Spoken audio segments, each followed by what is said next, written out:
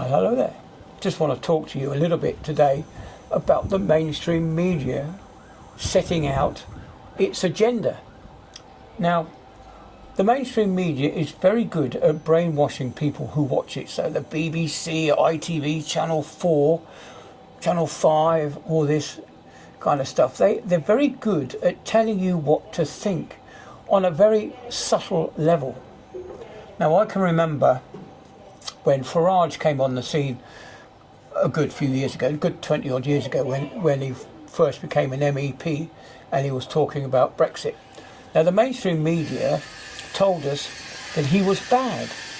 Now, I fell for that at the beginning. I did think to myself, yeah, he's a clown, he doesn't look very pretty, and then I suddenly realised that what he was saying actually struck a chord with me.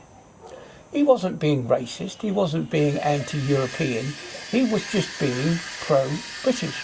He wanted to get out of the EU so that we could have our own set of values. He wanted to stop immigration. This is Tony Blair's fault, of course, he caused all that immigration. So now that he's come to be the leader of reform, people still remember what the mainstream media was saying 10 years ago. So he's suddenly not the best person to vote for. Right? But we've got to get out of this mainstream media brainwashing. They did the same with Donald Trump, the BBC in particular. They've brainwashed us into thinking that Donald Trump is bad. They've been saying this all along. And in America, they have the Trump derangement syndrome, which is getting rather out of hand at the moment.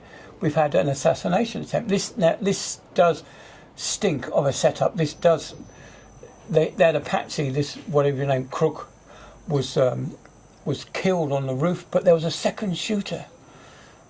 Why are they so desperate to get rid of Trump? Maybe he's doing something right after all.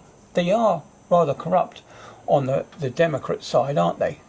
You just have to look at Hillary Clinton. And as Hillary, as she's known in America, for all the people who have blown the whistle end up dead, double suicides and all that kind of stuff, which isn't very pretty. So what else has been happening? We've got climate change. We've been told, I fell for this big style. I was the activist that was saying the only time we're going to agree with climate, we're going to do anything about climate change is when polar bears are walking up the high street. The only time that we're going to do this is when we can't, we've got no more petrol and stuff like that. But having listened to a few genuine climate experts, I'm now of the opinion that this climate change is just a big scam. They're just out for the tax. That's it, you can't tax sunshine. The biggest driver of global warming or climate change is the sun and water vapour in the sky. Now, they can't tax us for clouds and they can't tax us for water vapour. But they can tax us for CO2 because we make CO2. We breathe out CO2. We use it in our cars. We use it in our central heating.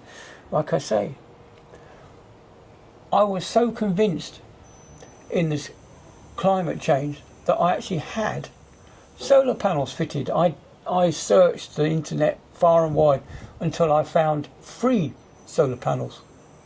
And of course, you can imagine my shock and horror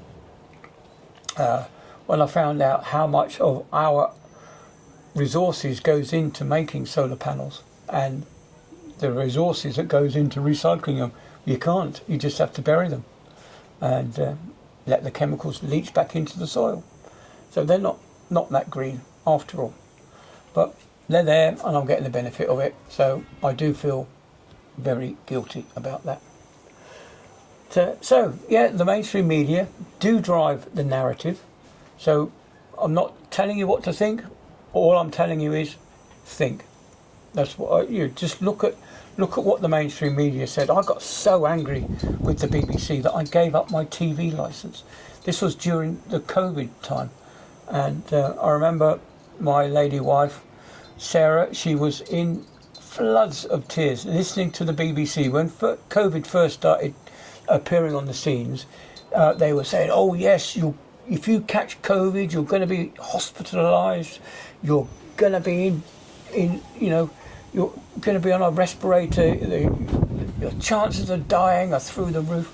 And of course, as we find out now, there's less than 1% fatality from COVID, and that only happened when people were sick with other things. But this was the mainstream media pushing their agenda.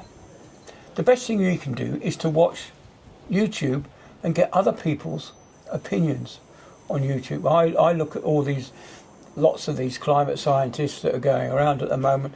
There's quite a few of these conspiracy theorists, and it is looking like that the contrails that they were talking about, they may have actually been happening over the UK. I know that Bill Gates is talking about having things on the ground that are going to throw up into the atmosphere some chemicals to try and induce clouds. But I think that we ought to have nothing to do with Bill Gates. I think we should get rid of Bill Gates. He shouldn't have any power on what he's doing at the moment, because we just don't know for sure what he's going to get up to, what he's going to do. He's a bit like a James Bond villain.